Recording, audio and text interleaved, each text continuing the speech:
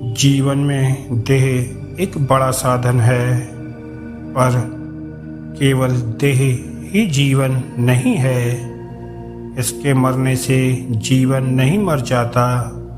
देह की निंदा, स्तुति और मान अपमान से आपका अस्तित्व सदा ही अलग रहता है। यह जानना ही अध्यात्म है। मृत्यु का अर्थ है भौतिक शरीर से आत्मा का अलग हो जाना। मृत्यु नए और श्रेष्ठ जीवन का एक प्रारंभिक बिंदु बन जाता है। यह जीवन के उच्चतम द्वार को खोलता है। यह संपूर्ण जीवन का एकमात्र प्रवेश द्वार है। जन्म और मृत्यु माया जाल है। जन्म लेते ही मरने की शुरुआत हो जाती है और मरते ही जीवन की शुरुआत हो जाती है। यह एक चक्र की भांति है।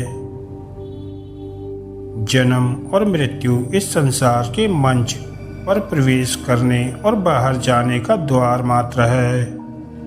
हमारे शास्त्र कहते हैं कि वास्तव में ना तो कोई आता है और ना ही कोई जाता है।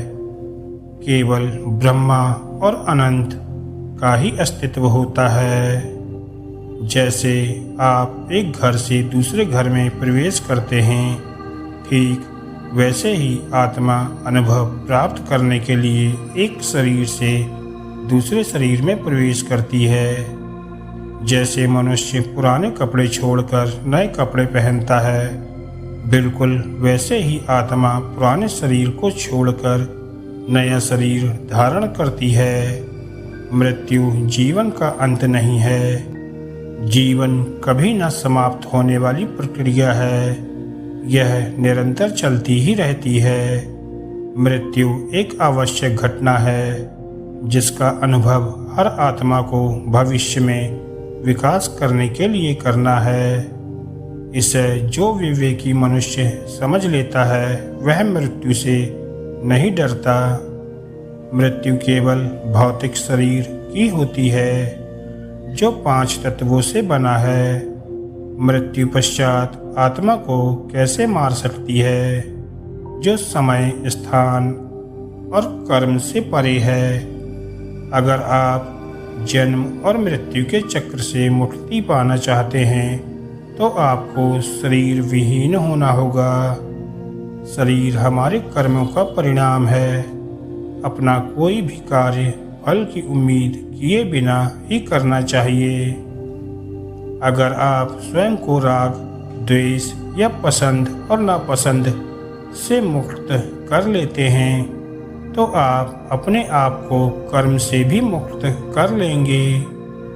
जब अविनाशी ज्ञान के जरिए अज्ञानता का अंत हो सकता है तो आप अहंकार का भी विनाश कर सकते हैं।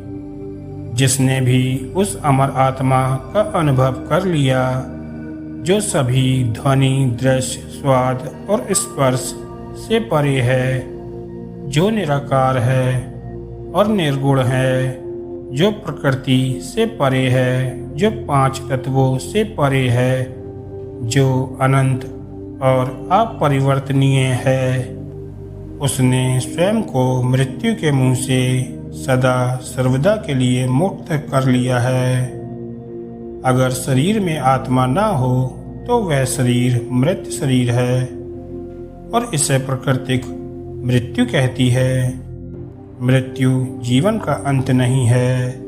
मृत्यु संसार पर विजय पाने के लिए एक प्रक्रिया है जो चलती रहती है और यह तब तक चलती रहती है जब तक कि यह अनंत में विलीन नहीं हो जाए। यह बात मुख्य रूप से ध्यान रखने की है कि सभी चीज़ों का स्वामी परमात्मा है। वह सभी कर्मों का परम करता है और सभी चीज़ों में समाया हुआ है।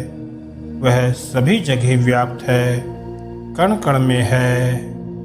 वह व्यक्त जगत के रूप में कुछ सीमा तक मानवीय अनुभूति और धारण के क्षेत्र में आता है। धन्यवाद दोस्तों।